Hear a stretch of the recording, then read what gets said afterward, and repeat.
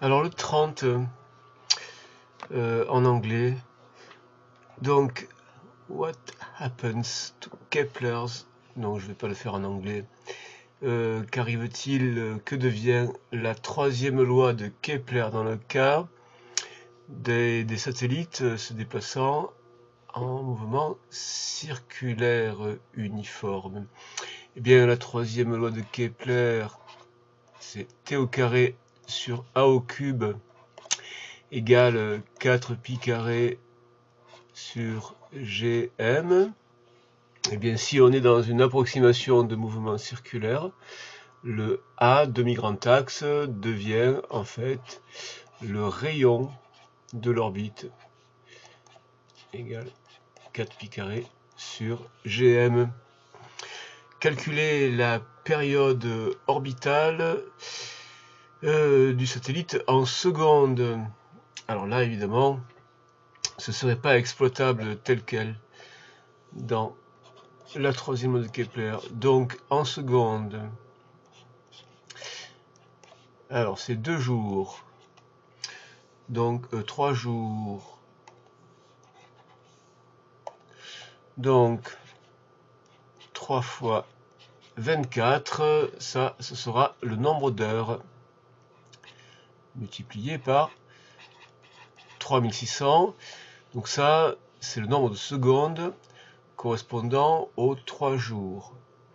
Après il y a 13 heures, donc plus 13 fois 3600, et après il y a 14 minutes, donc plus 14 fois 60, et ça donne 3,0684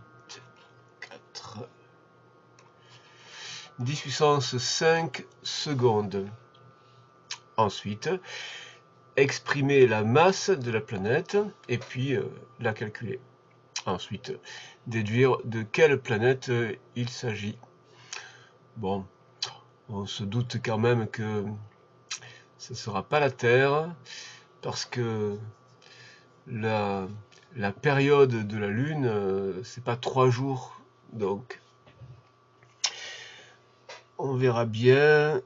Donc on doit exprimer la masse, il a disparu la masse, on doit exprimer la masse dans cette relation là, donc on multiplie par la masse et ça donne m t carré sur r au cube égale 4 pi carré sur g. Ensuite on divise par t au carré, ça donne 4 pi carré sur gt carré, et puis ensuite on multiplie par r au cube et ça donne 4 pi carré r au cube sur gt carré.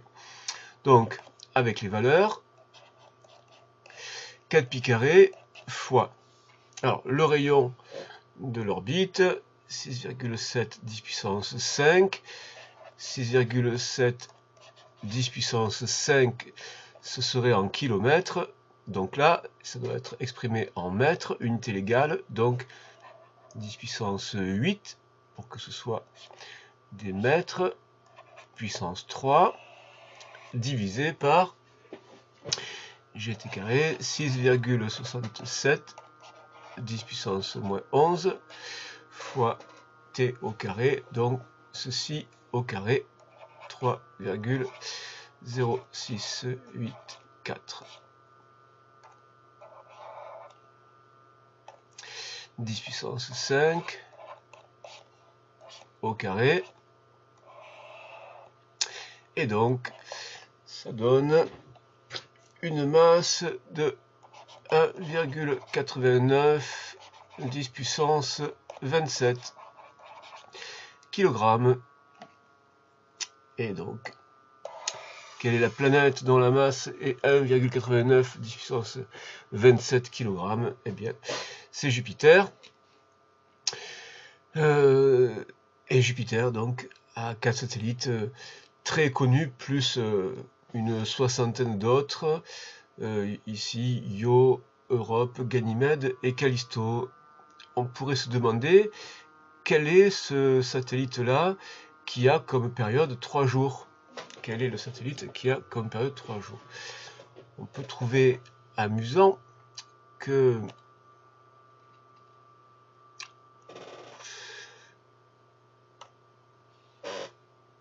ce soit justement en janvier, en 1610, en janvier, donc, que Galilée a fait ses premières observations des satellites de Jupiter. Alors les 4 premiers, évidemment, là, seuls les 4 Io, Europe, Ganymède et Callisto étaient accessibles. Voilà une photocopie du manuscrit de Galilée dans Sidereus Nuncius, le messager des étoiles, et on voit là les petites notes où il repère c'est Jupiter, puis 2 d'un côté, 1 de l'autre, et puis 1 peut-être au-dessus.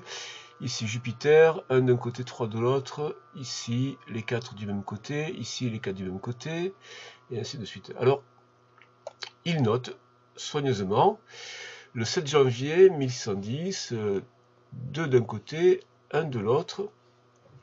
Qu'est-ce que ça pourrait être? Lesquels ça pourrait être ça? Alors, avec Stellarium, on peut reproduire le ciel auquel avait accès Galilée. Et on a donc 2 d'un côté, 1 de l'autre. Il est très possible, le 7 janvier à 21 h, il est très possible que ce soit Io, Europe et Ganymède. Quoique, sa lunette était quand même pas très performante, il avait un grossissement assez modeste. Et si on éloigne un peu, alors on voit que Io et Europe là sont confondus, et peut-être que les 3 astres qu'il a notés en plus autour de Jupiter, c'est Callisto, Io, Europe confondus et Ganymède d'un côté. Alors le 8, qu'est-ce qu'il observe le 8? Le 8, cette fois-ci, il y a les 3 d'un côté. Est-ce que ça correspond?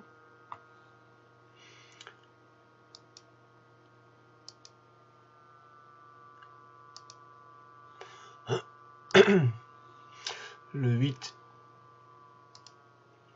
3 d'un côté, ça pourrait être ça. Le 9, il n'y a rien, parce que le 9, il faisait pas beau, et le ciel était couvert. Et le 10, plus que 2. Bon, qu'est-ce qui a pu se passer le 10? Donc le 9, le hasard a fait que si on ne se trompe pas dans le calendrier, dans les simulations du ciel, il aurait vu que un satellite et les autres étaient masqués par Jupiter.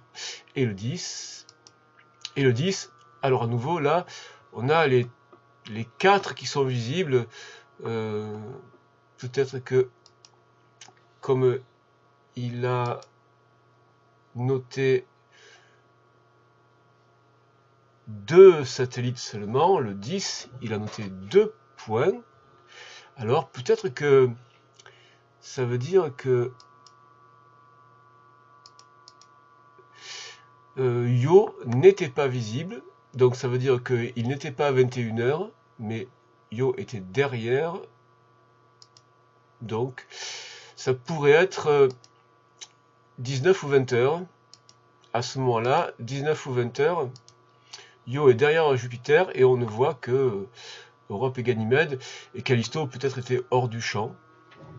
En tout cas, si on fait avancer ici les dates jour après jour,